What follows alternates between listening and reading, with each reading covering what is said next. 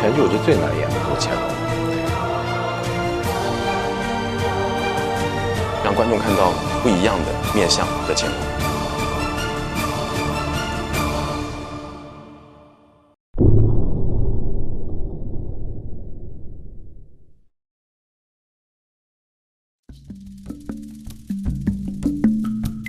纵观啊，就是古今中外，权力最大的一个人就是乾隆皇帝，他执政了60多年，然后他掌握着一个这么一个庞大的一个帝国。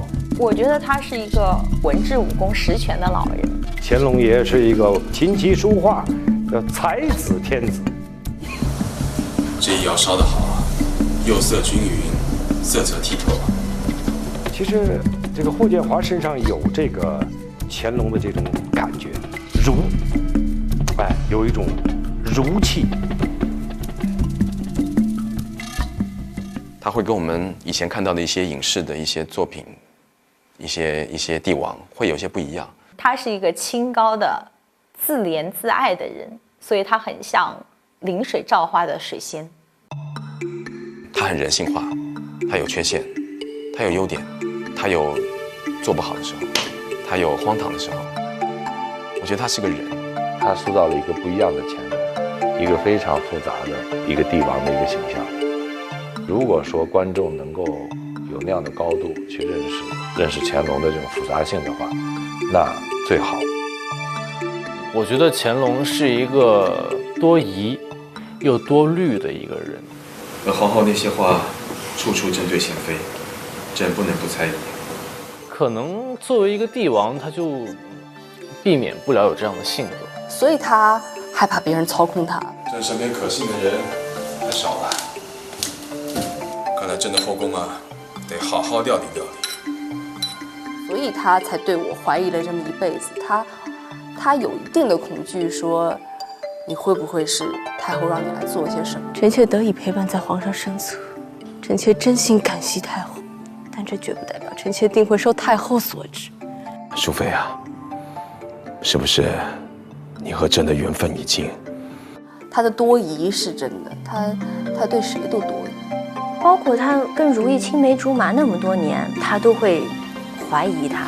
到底欲来就是都是因为皇上耳根软呀，听其他嫔妃包括我说一些事情。我觉得疑心对于皇上来说是一个非常致命的伤害。一方面他渴望人理解他，另一方面他又不想让别人知道太多他心底的事。在前朝他要制衡，包括回到后宫也是要兼顾嫔妃们后妃们的家族利益，他其实活得蛮累的。从多疑的角度来讲确实也是他本身政治人物的一种心境使然吧。因为他如果没有如此的细心，没有这种观察力的话，想要平衡那么大的一个国家，恐怕也比较困难。历史上他是个自负的人，但我可能觉得自负的人，他其实内心潜意识一定是有一点恐惧的。他最恐惧的应该就是乱，因为他怕后宫乱。就按咱们讲，他这个大家一旦乱了，就会影响到前朝。那么前朝一乱，那国家就会出问题。所以我觉得他最怕的应该就是乱，充满了压力，和人之间的那种信任很少，关爱很少，那么他就注定了要为一个国家承担责任。我身处在这个角色里面，我觉得我能够体会他的难处，他的难做的一些地方。他要制衡前朝后宫，其实是非常困难的。在剧里面，他所有做的决定，我都替他觉得很困难。儿臣为难，为何为难？儿臣做大晋，不做为皇命。所以身在皇家，并不是一切都随心所欲。生儿就是为这个国家服务的，他是统治者，没有一个人跟他有相同的地位，但是他又不知道怎么去真正的表达爱，去表达人与人之间的那种信任。皇上还未全然相信臣妾是清白的。清者自清，若是真查清了，朕定当还你个清白。臣妾信皇上。我觉得他也是一个活在枷锁里面的人。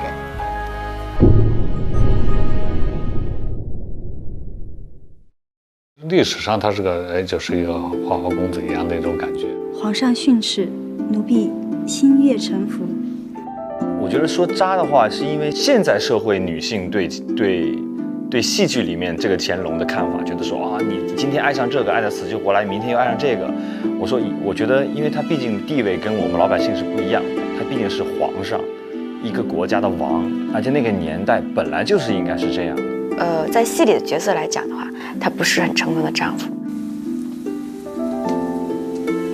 他是最爱如意，但是他不是说别人他也不爱，就是博爱。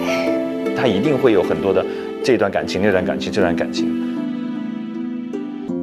他还有非常重要的任务，就是传宗接代，那是他的工作，那是他的任务，必须去完成，由不得你。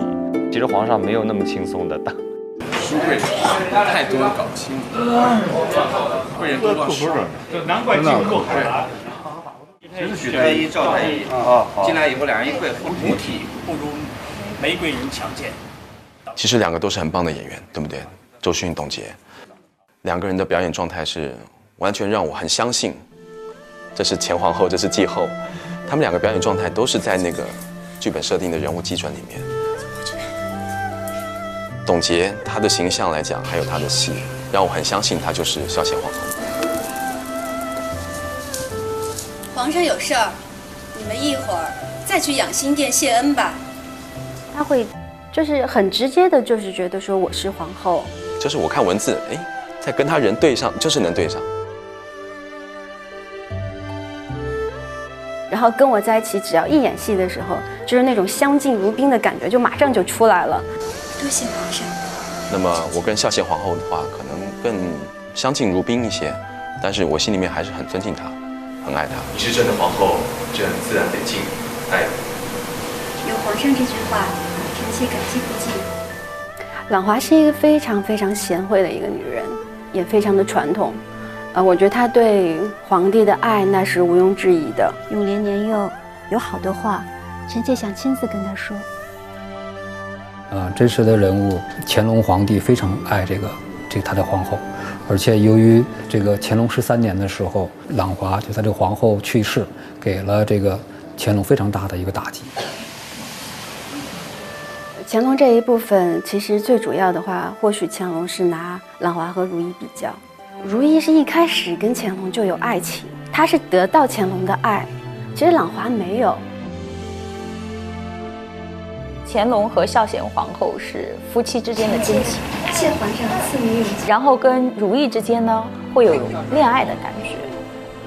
如懿更不用说了，我们这一路经历那么多事情，那么我跟她的状态可能跟董洁相处的状态是不太一样的，我们会更生活一些。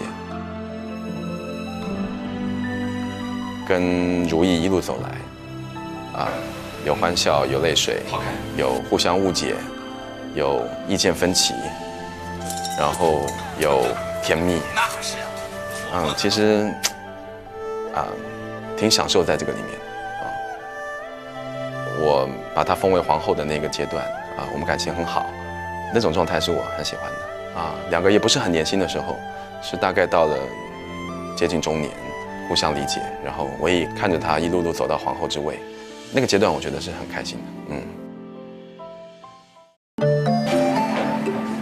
乾隆有很多的孩子，每一个孩子他的爱的程度不一样，但始终都是父亲，都是父爱。因为我是皇阿玛的第一个皇子，所以他比较额外的喜欢我和疼爱我。想吃什么？樱花土豆。好，先叫人给你做啊！乖，正看着儿子快快长大，可以为朕分忧。我觉得我跟皇上其实更多的是君臣，君臣的东西大于太多父子。这水可以载舟，亦可以覆舟，百姓得到温饱，民心就能安定，家国才能安稳。花马召回。儿臣劳驾。老得在皇阿玛面前显示自己。此次征调粮食之事，朕听说你们俩很用心啊。回皇阿玛，当日湖北、江西急调米粮已经到了江南。只是灾民越来越多，儿子就近剥米，就是为了防止饥民生事。皇阿玛要夸我呢，我还得装作很谦虚，其实很开心，还要装作其实没有，不才，这种感觉。他对每一个阿哥也好，公主也好，他都是寄予厚望的。你是朕的第一个儿子，你一定要好好争气，才能给弟弟们做表率，知道吗？这个第一场戏的时候，就是皇阿玛握着我的手写字。当时我给我妈妈看我这个手，我高兴了一天。这种感觉是蛮好的，就是说演一个父亲，然后去跟这些年轻的演员相处。李煜，给他买一点肯德基。是皇上。听说你皇阿玛给了你宝亲王的封号，又定了你的婚事，双喜临门。如今额娘看着你，才觉着你真是长成了。乾隆对太后是非常之孝顺，每日的像这个晨昏定省啊，就是都按规定去的。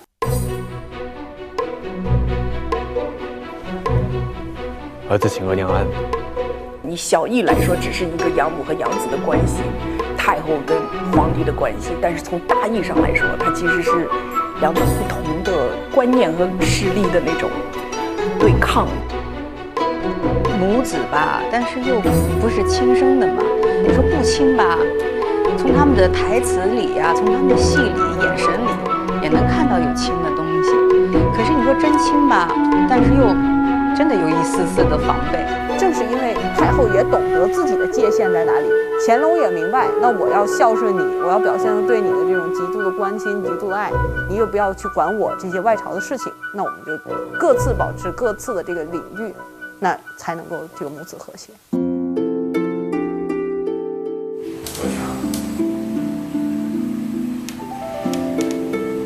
皇额娘，你倒是天天叫，这个叫法，哀家是许久没有听到。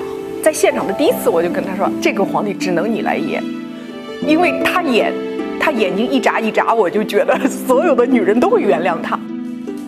朕的心意就是儿子的额娘。因为太后是从第一集一直到咱们整个剧的最后一集，那到最后我还是在她的身边，所以这两个人的关系其实是很有看头的。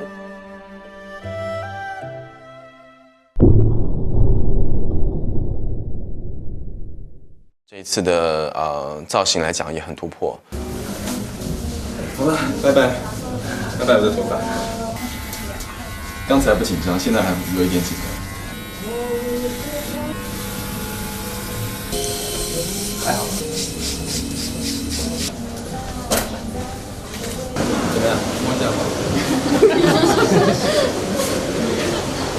我有从年轻演到老年的，有胡子没有胡子的，然后有头发白的到没有白的，都有。我是非常满意，我觉得这个造型是非常非常帮助我进入到这个角色里面。他们好像之前有做一个，我其实是，我很怕化妆时间很长，我是一个不太爱化妆的人，也是做得很难受，因为我是做不出的。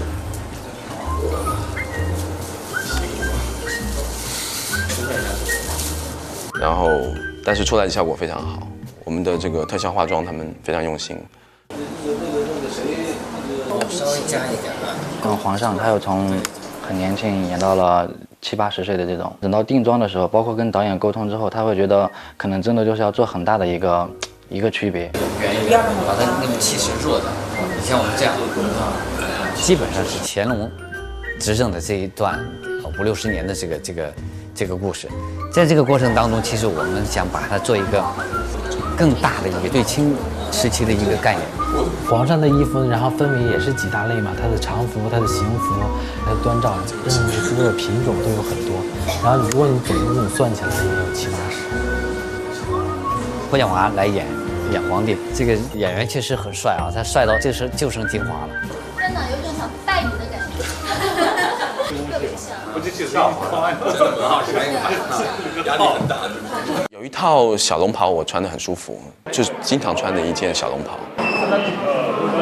我觉得那件穿起来很有精神，所以我常常觉得啊，演员真的其实说需要靠造型，因为你扮上之后，你就知道怎么去表演，你就会相信你是那个人，你就会给自己建立一个信心。刚进组见皇上的时候，我觉得他是一个特别高冷范儿的。后来慢慢我就发现，他其实是一个笑点很低的人。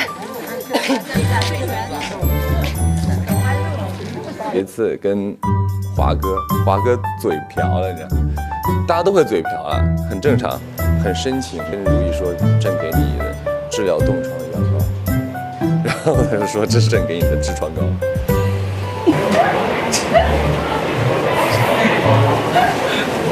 然后咔就笑得不行，就过不去的那个坎。最好的治冻疮的药，来给你擦来。我不敢说那个治冻疮的药，我不敢说。印象中感觉好像比较高冷，对吧？但是其实上 ，no， 他不是。他其实很可爱，他非常可爱。然后他是一个很简单的人。你看他整天板着一张脸啊，但其实他真不是板着一张脸，他本人真的挺可爱的。而且特别随和，对所有的人，真的。好了，来，好了，怎么有个乱入啊？好可怕！在现场的态度是不会让你觉得他是你平时大家眼里讲说那个位置特别高的人，不是。就是你们家的戏之前的这个花小子。知道你要来，这么快等你。华哥人特别好。就是你给他化妆的时候，可以跟他去沟通，他会跟你去交流，我们会去跟他开玩笑，他人特别好。他经常都会，比如说有场工的小伙子，然后抬什么东西就很重那种，然后他就会去搭把手，对，都会这样。以前没合作之前，大家都说老干部吧，我合作之后，我觉得他比我想象的老干部要更可爱一些。去唱呢，去唱呢。母鸡呀。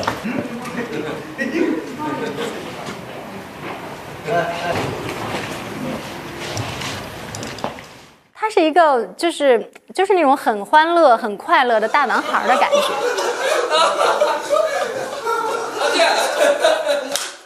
我觉得他还真是挺老干部的，人也非常非常好。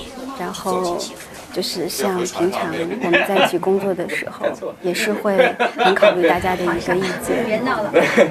我觉得华哥变成熟了，以前老叫华3岁。极好。这个太逗了。3、2、1。他是我见过在现场真的是特别没有架子。这个不要装了，干嘛装啊？大家很和乐融融的在一起，做一个工作，这就是我们最喜欢的。而且我发现他特别的体贴工作人员。宣布个事儿啊！今天皇上跟咱们一起过大年，给大家带来了红包，谢皇上！皇上万岁万岁万岁！有一个特点就是他经常都会，就是很多事情喜欢亲力亲为，就包括他在现场的时候，经常他的助理就不会在他的身边。自己平常开个车就去现场，也不用助理。他经常都一个人在那转悠。那天在现场说，看着别人的水咽口水，我说你要不要喝？我说好，一杯水全喝完了。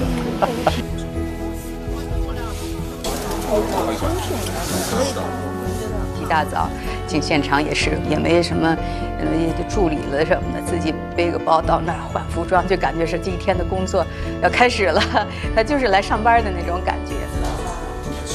今天早餐有早餐，然后鸡蛋自己做。就是我们可能对台词，因为我们经常有大戏，一堆人的戏，然后对台词可能有谁会比较慢点，谁慢，我们永远不会等霍建华，就是他永远是很早就到现场在等大家。对华哥印象特别深的是，我们在苏州拍戏，拍一场大夜，拍到凌晨3点了吧，然后导演特地说先把华哥的镜头切了，想说让华哥先休息。华哥没有哦，半夜3点他坐那说，不行，我要帮大家打词儿。60题34、36连转，主义依次 A B C D F T。用膳吧。皇上有胃口吃东西。怎么？皇上双目微红，眼下发青。我觉得他人特别好，就是特别好合作，他永远在给别人答词，永远给别人占位置。他非常敬业，在现场的时候就是沉浸在自己的状态里面背词，然后找那个人物的感觉。皇上每天来的时候基本上是不说话的，就一直在看剧本。然后你问他为什么，他说我的戏每天都是从头到尾，然后他永远的那个台词就是一直在背，一直在背。就是那鞋子是这样的，他就把那个剧本就是咔一张塞进去，好，但是开始忘了之后就从那个靴子里面默默看一眼，好，再放进去，那特别可爱。华哥其实压力很大，因为他的词很多，而且他的词又非常的难背。很难背的就是些延禧宫啊、咸福宫啊、慈宁宫啊，然后各种你知道。皇后在的长春宫是静修内则，贵妃在的咸福宫是资德合家。然后每一个人的位分，今天是格格，明天是常在，过2天是贵人，最后是皇后，就他不停的在变，而且是有时候是同一个演员哦。不是皇上圣明，哎，对不起对不起，不是朕圣明，贤妃在看大禹治水的故事。我就说，皇上你太不容易了，我说我真想听你背几句台词。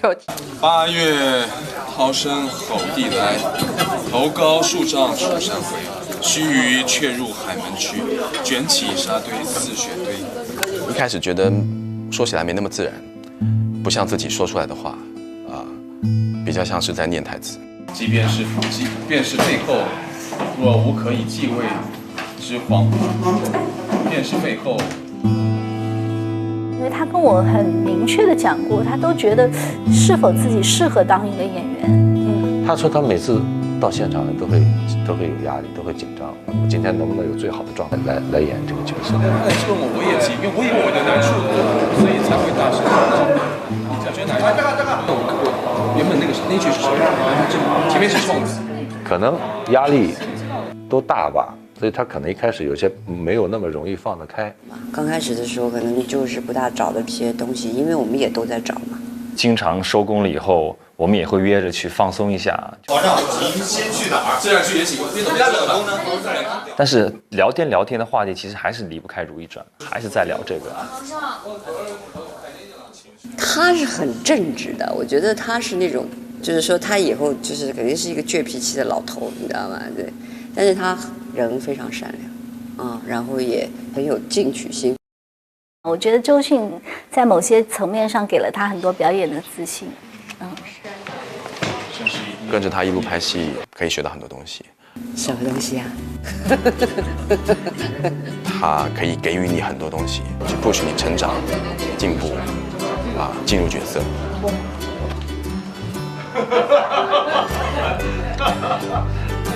差不多第2个月，慢慢找到了人物的感觉，慢慢喜欢上了这个人物，找到了他的语言的感觉，之后就变得很顺利了。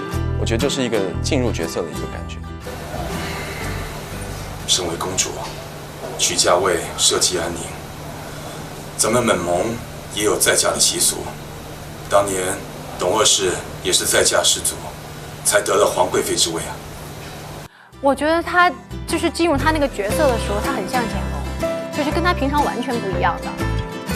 那因为我们戏很长，我每天都在扮演这个人物，所以他就会变成跟你合二为一。全剧我觉得最难演的就是乾隆，因为他前后的那种反差特别大。你看都有，他是深情的，是吧？他那种情窦初开。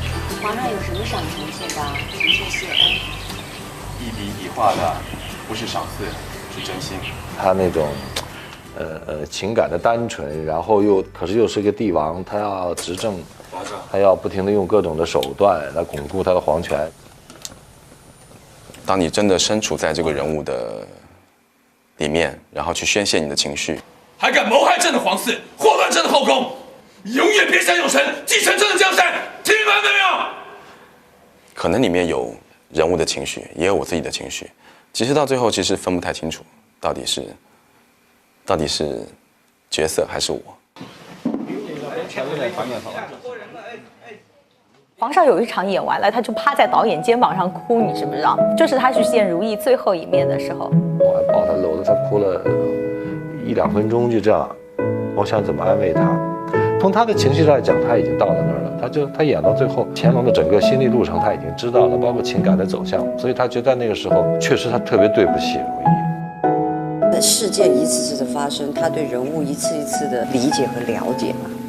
对，所以是渐入佳境，然后到最后我们俩说分手那场戏的时候，就是他已经完全不分了。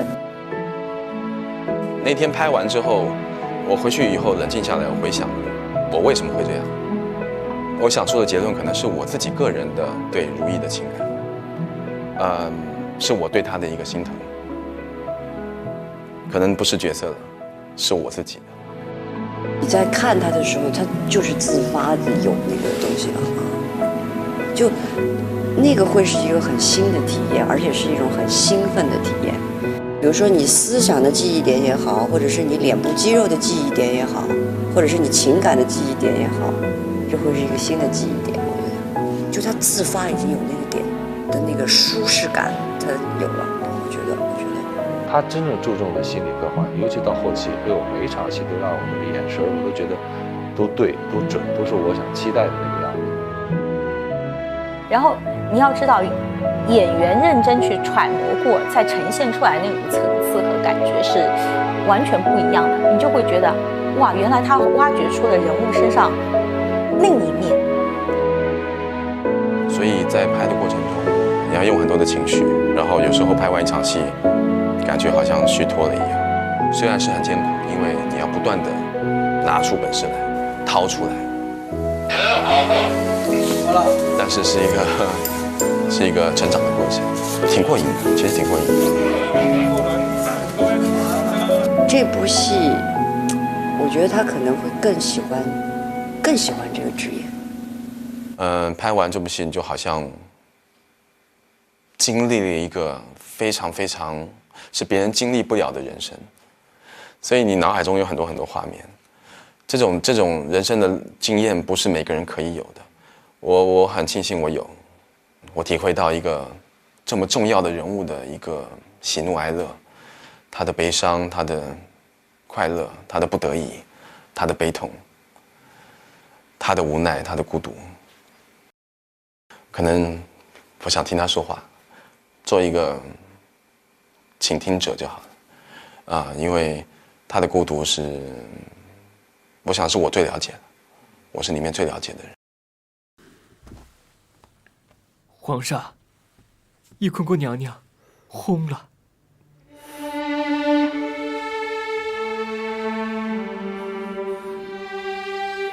怎么会？回皇上，宫中传来消息说，皇后娘娘得痨症已久，后来连药也不喝了，在夜里子时过身了。但说娘娘去的时候很安详，容佩也已殉主。哎呀，皇上，您之前给娘娘送回册宝，她也不收，病成这样了也不告诉您，也不吃药，这是拿命跟您置气了吗？滚出去！皇上，就算皇后跟朕有什么，也轮不到你在这说三道四，半分教养都没有！你给朕滚出去！是。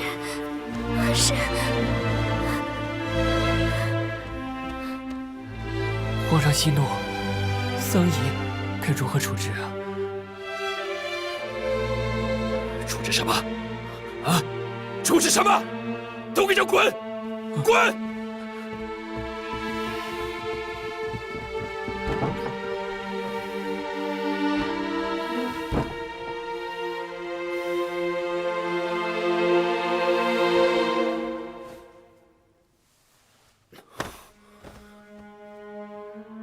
明明朕离宫之前才见了你，那时还好好的，怎么会这样？为什么要瞒着朕？为什么病了也不吃药？到底为什么？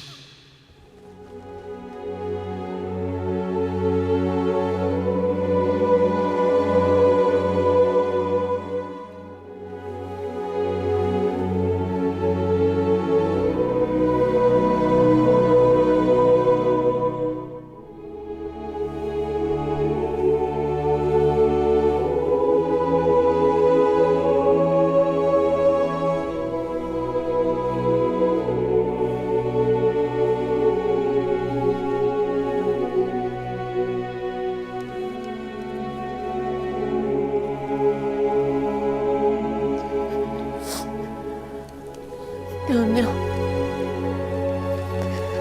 你为什么就这么走？魏氏已经罪有恶报，您本应该再是相夫才是。娘娘竟这般无福，就这样病重走了。有什么可伤心的？此时的娘娘，应该已经和她的少年郎在一起了吧？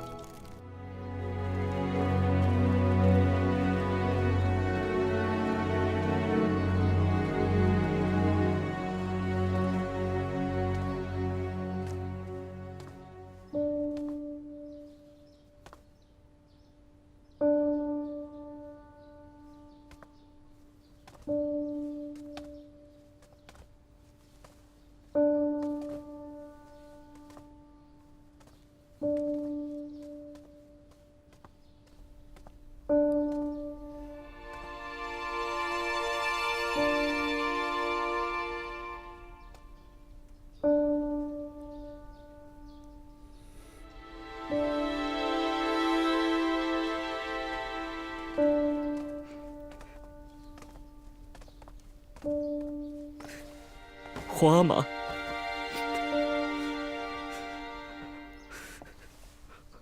皇阿玛，你也来看额娘吗？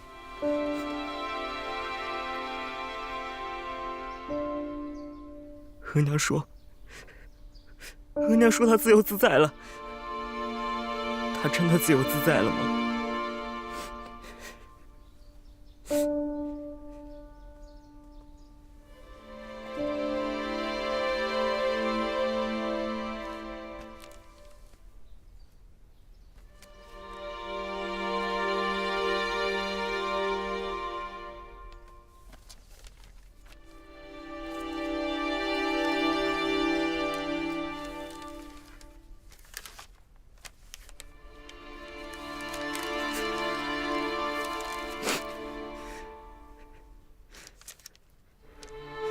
永基，好孩子，不要哭。额娘只是病得重了，从这病里解脱了，如今已经自由自在了。记得额娘说过的话吗？额娘只希望你一生平安顺遂。如果再有别的希望，额娘希望你也自由自在，不必做你不想做的事情。一定顾好你自己。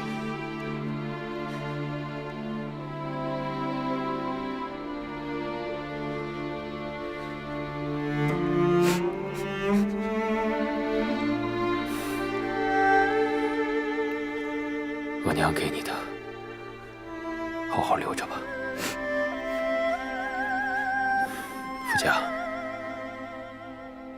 你先带永基进去吧。是。皇阿玛，你们进去吗？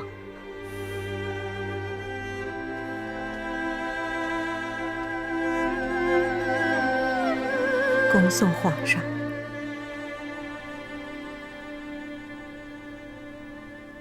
皇上，奴才都仔细问过了，娘娘的痨症确实是厉害，再加上娘娘又不肯吃药，的确无力回天了。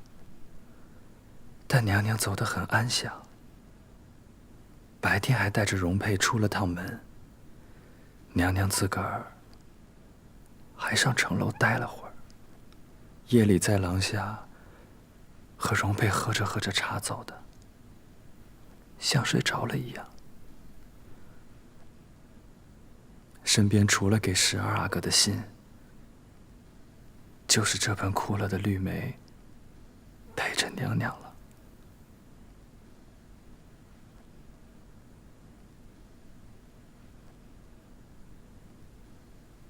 这话是他自己回的。是娘娘生前自个儿把那半截裁下来，少了。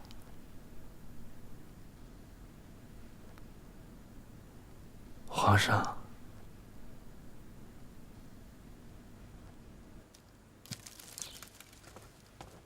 皇上来了。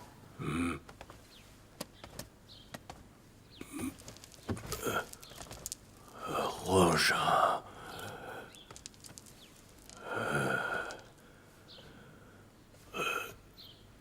皇上沮丧哀痛，怎么到臣这里来了？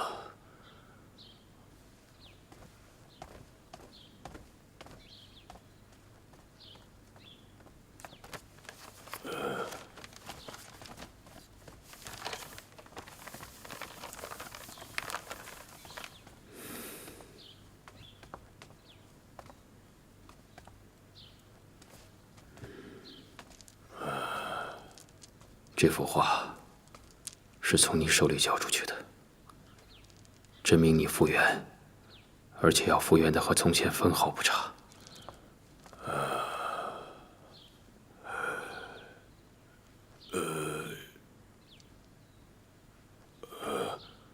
皇上，臣做不到。为什么？皇上还记得臣给您和皇后画这幅画时的情形吗？皇上与皇后眼睛里都是彼此，自然而然地握了手。臣说，这样握着手入画更好。皇后说，这样不合规矩。但皇上说，是不合规矩，可是合皇上和皇后的心意。皇上，中国有句话好像是说，画比人长久，但臣总觉得画呀，有时是最无用的，最美好难忘的都是在我们的眼里、心里。画怎么能比得了这个呢？画破损了，便是永远破损。所以，再好的画，愿也不必执念，不必。所以你是不愿意替臣复原了？不是臣不想画，而是臣再也画不出了。别是勉强画了，我也不可能再复原如初了，请皇上原谅。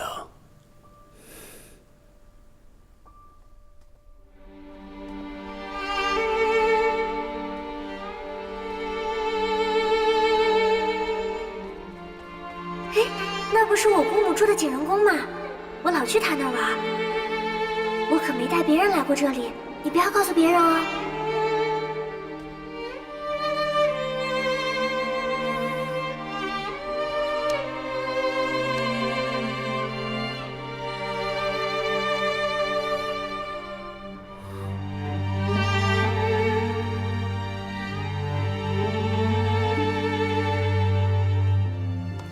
从什么时候开始你心里有我的？臣妾以为是一生一次心一动。臣妾只希望和皇上长长久久的，能多长久就多长久。臣妾总和皇上在一块儿。臣妾就喜欢你说3个字：你放心。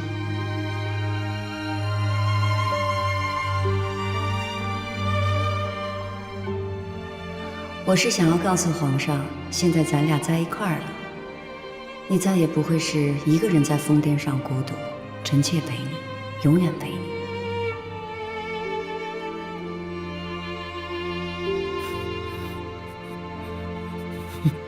皇上，你知道兰因絮果这句话吗？我少时读的时候只觉得惋惜，如今却明白了，花开花落自有时。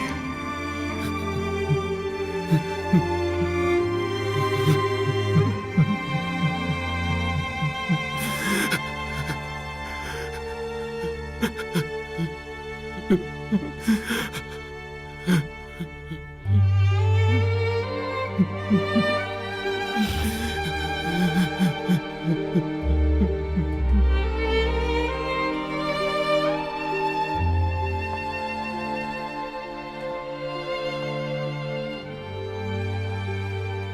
上，李煜替朕去传旨。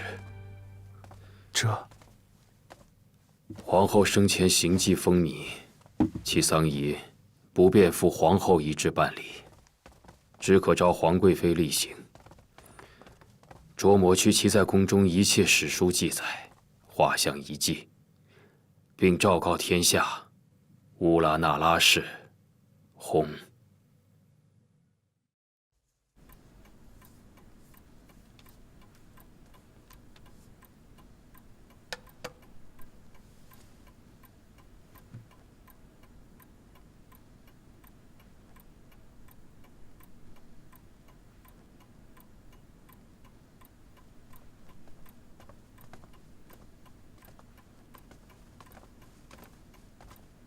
皇上，太后来了。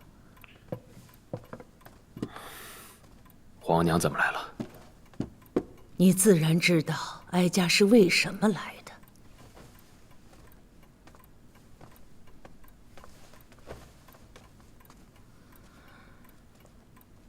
我说，皇帝，你昭告天下乌拉那拉氏薨，宫里宫外议论纷纷。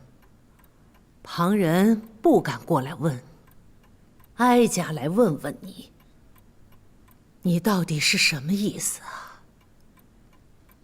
如懿是皇后，你不但改了她丧仪的皇后遗制，还对外称她是乌拉那拉氏，昭告她薨，不用皇后所用的崩。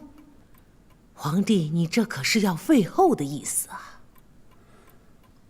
当年在杭州行宫，皇娘曾告诫过儿子，废后是失德之举，儿子自然不敢违背。可如今是如懿不愿意做朕的皇后了，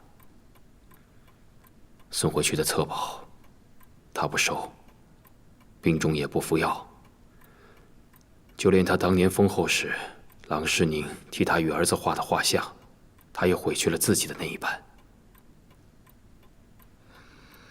就算如此，皇帝，你把如懿塞进了纯惠皇贵妃的地宫，不设神牌迹象，还抹去了她在宫中所有的一切史书记载、画像遗迹，你这可是过了些呀！朕是皇帝，朕有自己的考量。他公然断发，几次三番的违抗朕、忤逆朕。他将朕的颜面置于何地？朕以礼法治天下，如果每个人都像他一般的话，朕要如何辖制天下百姓，辖制前朝后宫？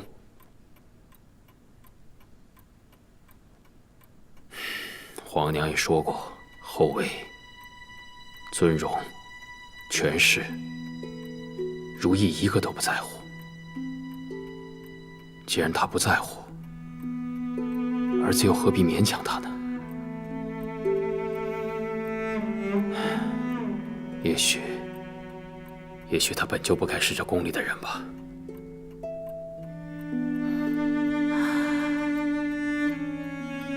哀家明白了，皇帝是要还如懿一个自在了。好，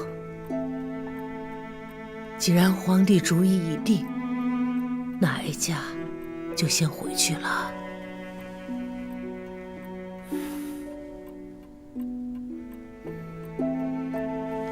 眉雾，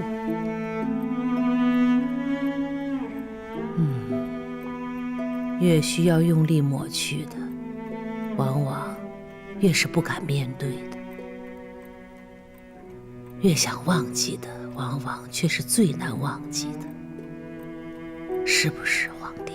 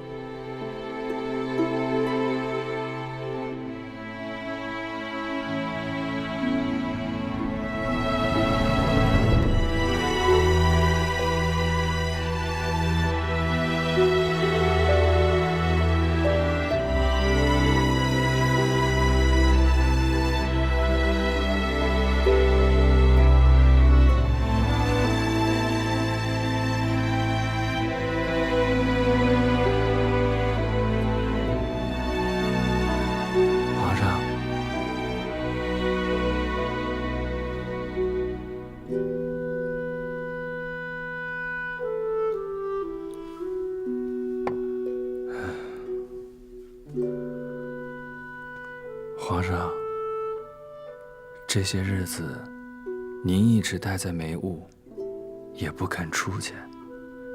后宫的娘娘们都盼着您呢。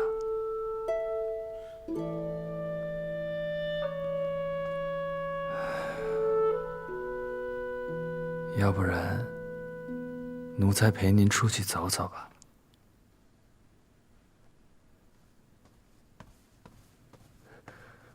皇上，慈宁宫那儿来人传话，太后想让您过去坐坐。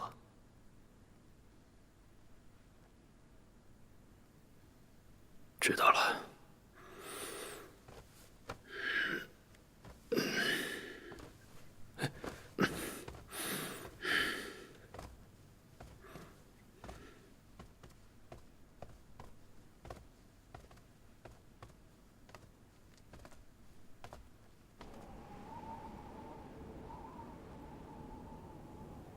皇额娘，永琰已经成婚了，也封了亲王。这些年，他很争气，是太子的不二人选。是啊，都9年了，永琰的大事已定，而7公主和9公主也都已出嫁。这皇贵妃还如同疯妇一样活着。皇贵妃这般模样，完全是她咎由自取。那是她罪有应得。只是永琰大了，这样的额娘不好看。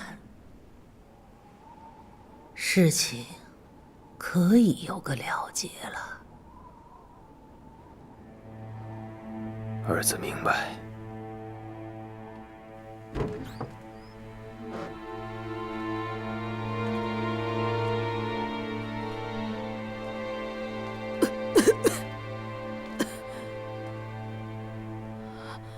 主，喝汤了。喝汤，喝汤，喝汤。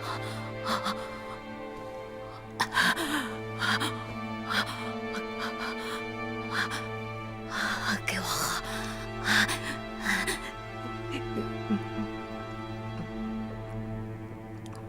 慢点，慢点。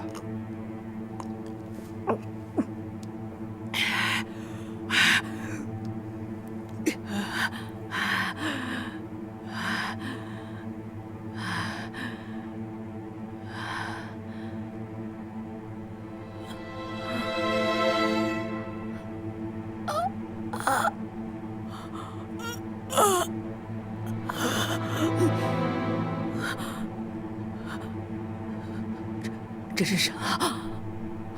哎呦，奴才刚忘说了，这不是熏骨汤，这是一碗鹤顶红。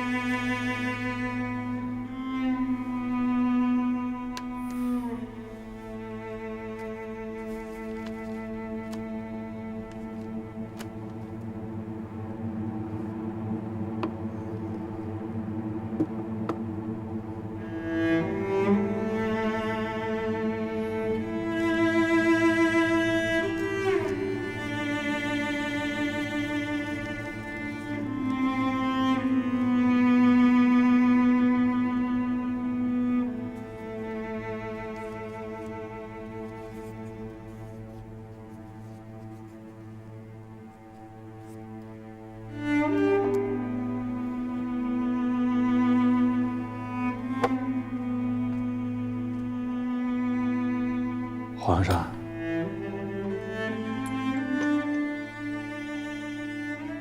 不知当年皇阿玛立下储君时，是否也像朕今日一般，如释重负，又惴惴不安？先帝乃千古明君，才选定皇上，承掌天下。皇上青出于蓝，一定会为天下苍生定一位人君。朕这一世，夫妻恩情，贫裕恭顺，父母之恩，儿女之福，都已经失去了一大半了。朕终究不过是天地间的一介寡人罢了。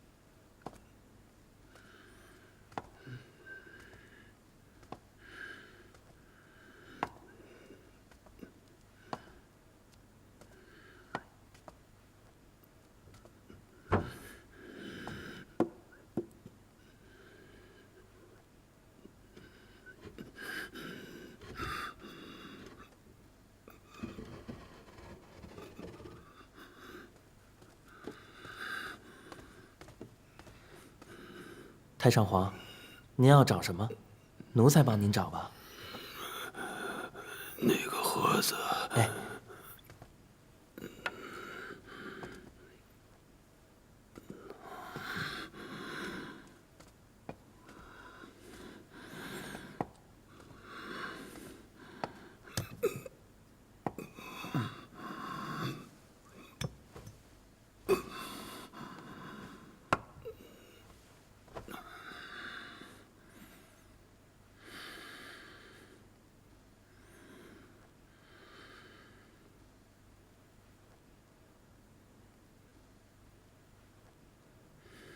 太上皇，是这个吗？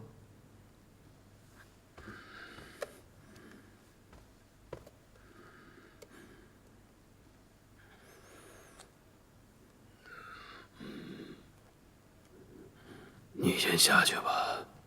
这。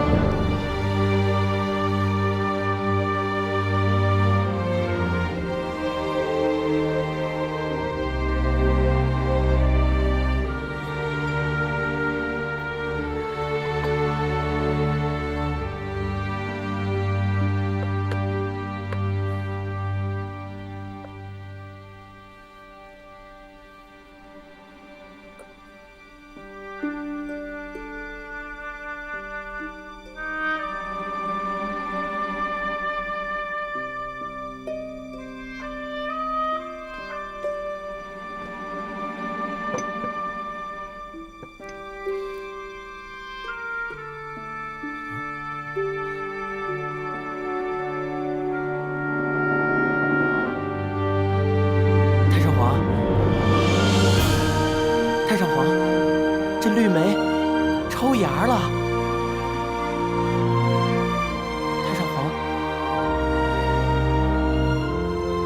太上皇，太上皇！